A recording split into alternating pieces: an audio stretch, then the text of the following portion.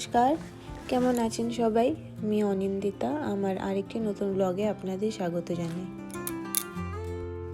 আজকে বুধবার, এখন 11টা বাজে। মা আজকে বাজার গেছিল। বাজার থেকে এই মটরশুঁটিগুলো নিয়ে আসছে আর মাছ নিয়ে আসছে। আর আমার ছেলেকে দেখুন, ও কাঁচা মটরশুঁটি খেতে প্রচণ্ড ভালোবাসে, তাই খাওয়া শুরু করে দিয়েছে বসে বসে।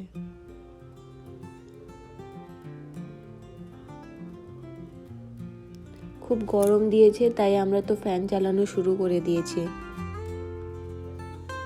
কবের থেকে বৃষ্টি হবে হবে করছে, কিন্তু বৃষ্টি আর হচ্ছে না।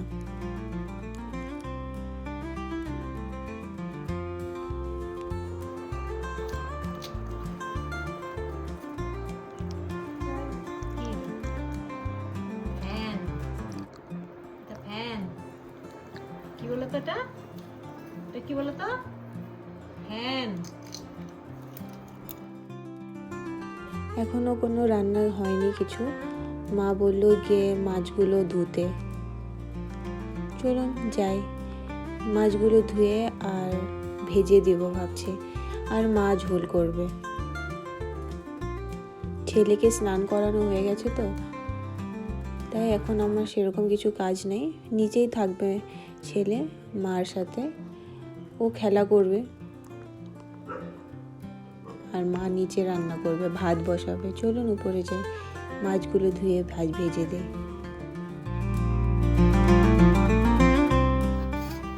আজকে মা একটা জ্যান্ত রুই নিয়ে আসছে, মানে ওই কেটেই নিয়ে আসছে, কিন্তু জ্যান্ত ছিল যখন নিয়েছিল। আর মাছের তেলও আছে, খুব সুন্দর মাছের তেলটা, ওটাকেও বেছে নিয়েছি। আমি না মাছের তেল খুব ভালো রান্না করি, আর আমার মা মাছের ঝোল খুব ভালো রান্না করে, মানে আমার থেকে। আর এদিকে আমি মাছ সব ধুয়ে নিয়েছি আর লবণ হলুদ মেখে দিয়েছি। এদিকে কড়াইও গরম হয়ে গেছে, এবার একটু সর্ষের তেল দিয়ে দিলাম। এবার মাছগুলোকে ভেজে নেব।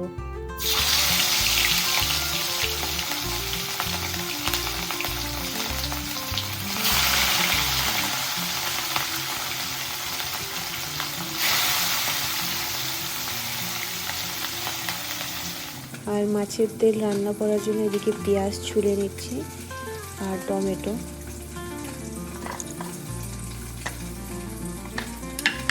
এই চপিং বোর্ডটা যে দেখতে পাচ্ছেন, এটা আমার বাবা নিজে বানিয়েছে, জানেন। আগে একটা কিনা চপিং বোর্ড ছিল, কিন্তু ওটা নষ্ট হয়ে গেছে। তারপরে বাবা এটা বানাইছে।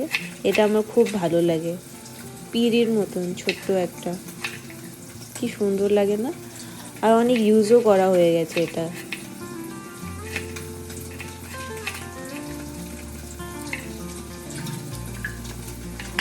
এরকম ছোট চপিং বোর্ডই ভালো, জানেন, আমার যেটা মনে হয়।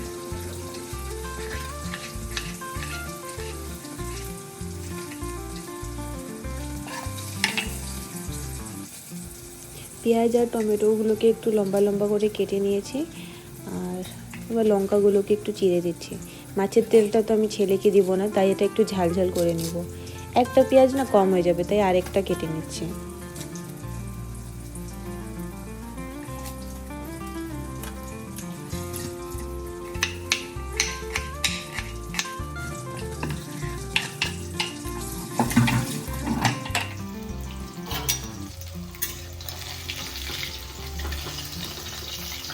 আর এদিকে মাছগুলো একদিকটা সুন্দর লাল লাল হয়ে গেছে। এবার মাছগুলোকে উল্টায় দিলাম। একটু লেগেই গেছে, ওটা বের হয়ে যাবে।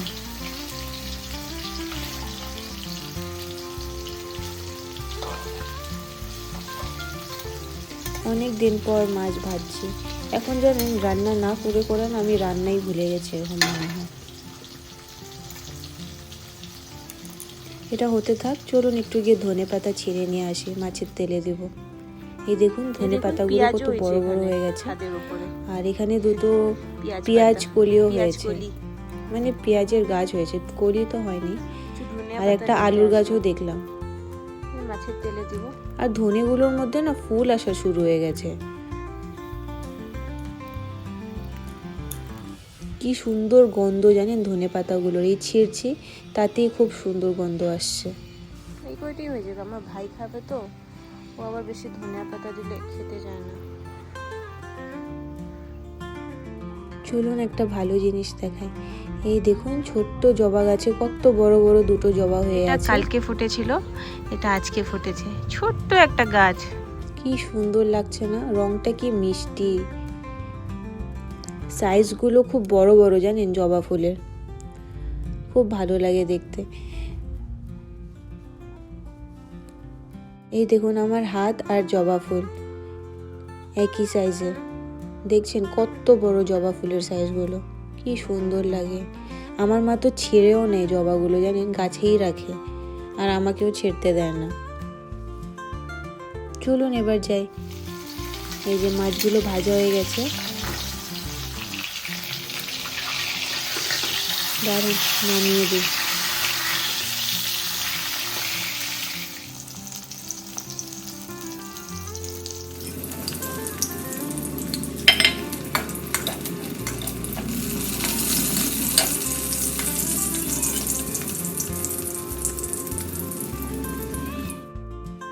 ছেলেকে গিয়ে একটা মাছের পিস দিয়ে আসলাম, মা ওকে ততক্ষণ খাওয়াবে, আর এদিকে মাছের তেলটা আমি করে নেব। মাছের তেলে না অনেকটা ডিমও ছিল, এই যে দেখুন। এখানে আমি সব পেঁয়াজ, টমেটো, লঙ্কা, মাছের তেল, মাছের ডিম আর লবণ হলুদ মেখে রেখেছিলাম, আর এদিকে মাছগুলো প্রায় ভাজা হয়ে গেছে। সব মাছগুলো ভাজলাম না, অনেকটাই সময় লেগে যাচ্ছে।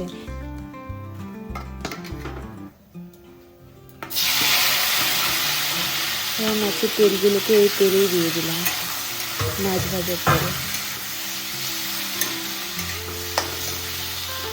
একটু লবণ আর হলুদটা কম লাগছিল, তাই একটু লবণ আর হলুদ দিয়ে দিচ্ছি। এই মাছের তেলটা খেতে এত টেস্টি হবে না, এই দিয়ে এক থালা ভাত খাওয়া হয়ে যাবে। লাস্টে একটু ধনে পাতা দিয়ে নামিয়ে নিতে হবে, ব্যাস, খুব টেস্টি হয় খেতে। যেদিনকে বাড়িতে মাছের তেল রান্না হয় ওদিনকে আমার তো আর কিচ্ছু দরকার পড়ে না, আর আমার ভাইও খুব ভালো খায়। আমার ভাই জানেন খুব পিকি এটার, তারপরেও যে ও আমার হাতে মাছের তেল খায়, তাতে আমি মনে হয় যে ধন্য হয়ে গেলাম। এটাতে আর কিছু দিব না, এটা বাস এবার ভাজা হতে থাকবে আস্তে আস্তে, তারপরে নামিয়ে নিলেই হয়ে যাবে। আজকে অনেকটাই বেলা হয়ে গেল রান্না করতে করতে। চলুন গিয়ে আমি ছেলেকে খাইয়ে দিই, আর এদিকে মা মাছের তেলটাকে একটু ভাজা করে নামিয়ে নিয়ে আসবে। চলুন যাই, ছেলে মার কাছে কিছুতেই খেতে যাচ্ছে না। ছেলেকে খাওয়ানো হয়ে গেছে, প্রায় 1-1.5 ঘন্টা ওকে লাগলো খাওয়াতে। এবার আমি নিয়ে নিয়েছি, ঠান্ডা হয়ে গেছে জানেন মাছের ভাজাটাও আর তেলটাও। আজকে আর ঝোল রান্না করলো না মা, দেরি হয়ে গেছে তো অনেকটাই, এখন প্রায় 3টা বেজে গেল তাই। আর এদিকে কিছু বাঁধাকপি ভাজা করেছে, আমার ছেলেকে সামলায় সামলায় রান্না করছিল তো, তাই বাঁধাকপিটা জ্বলে গেছে, ওটা খাওয়া যাবে না মনে হচ্ছে। কিন্তু মাছের তেলটা এত দুর্দান্ত হয়েছে, আর কোনো কিছুর দরকার পড়বে না, খুবই টেস্টি হয়েছে, দারুণ লাগছে খেতে। আপনারাও একবার এভাবে বানিয়ে খাবেন, এত টেস্ট লাগে। আর মাছের ভাজা আছে আজকে মাছের তেলের সাথে, দারুণ হয়েছে খেতে। চলুন এবার খেয়ে নিই।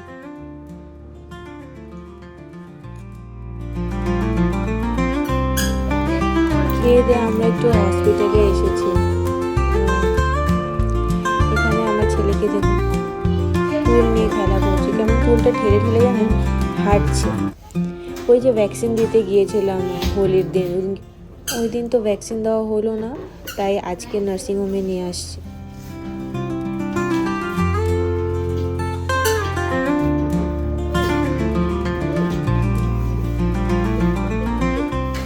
আজকে ডাক্তার খুব ব্যস্ত জানেন, প্রায় আধা ঘন্টা ধরে বসে আছে, কিন্তু এখনো ডাক দিচ্ছে না আমাদেরকে, কাউকেই ডাক দিচ্ছে না।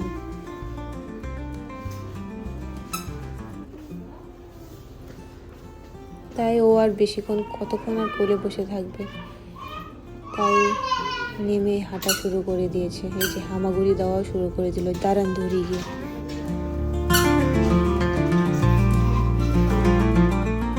নার্সিং হোম থেকে বাড়ি চলে আসছিলাম, এসে একটু রেস্ট করাও হয়ে গেছে। এখন প্রায় 5টা বাজছে। ছেলে এখনই ঘুম থেকে উঠলো, ওর সাথে আমিও একটু শুয়েছিলাম।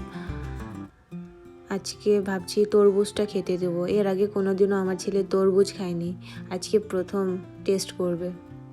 ওর না ভ্যাকসিনটা দেওয়া হলো না জানেন, ডাক্তার বললেন এই সেম ভ্যাকসিন ওকে আগে দেওয়া হয়েছিল সরকারিতে, তাই এই ভ্যাকসিনটাও সরকারিতেই দিতে হবে।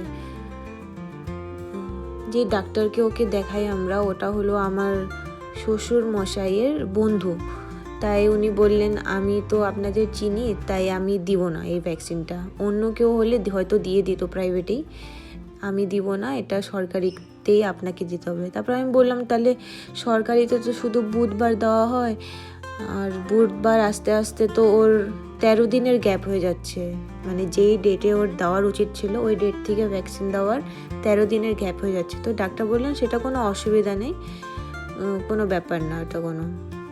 তারপর ভাবলাম আচ্ছা ঠিক আছে। উনি জানেন ভিজিটের টাকাটাও ফেরত দিয়ে দিল আমাকে, টাকাটাও নিল না, তাই চলে আসলাম। ঠিকই আছে, আমারও ভাল লাগে না আমার বাচ্চাটা যখন ভ্যাকসিন খায়, খুব কান্না করে, খুব চিৎকার চেঁচামেচি করে। আমার ভাইও বললো তরমুজ খাবে, তাই ওর আগে কেটে দিলাম, এবার আমার আর আমার ছেলের জন্য কেটে নিচ্ছি।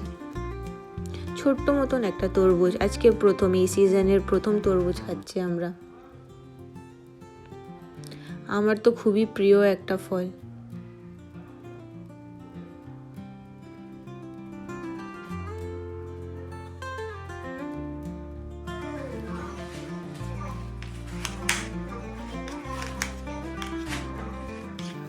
এই যে তরমুজ কাটা হয়ে গেছে, আগে ভাইকে দিয়ে দিই, তারপর আমরা নিয়ে বসবো। চলুন যাই।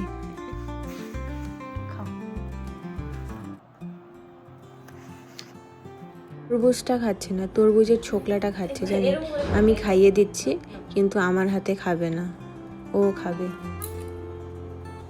সেরকম পছন্দ করলো না, তরমুজ কামড়ায় কামড়ায় ফেলে দিচ্ছে, আমি খাচ্ছি বলে আমাকে দেখে দেখে একটু খাচ্ছে।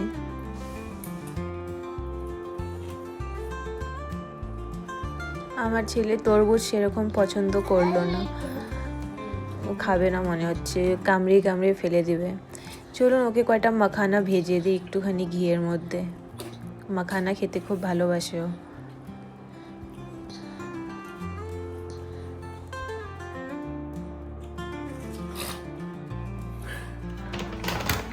মাখানাগুলোকে রোস্ট করার জন্য আমি সামান্য একটু ঘি দিয়ে দিয়েছি চামচ দিয়ে, আর একটু মাখানা দিয়ে দিচ্ছি। বস এবার এগুলোকে একটু রোস্ট করে গরম গরম দিয়ে দেবো। আমার ছেলে মাখানা খেতে খুবই ভালোবাসে।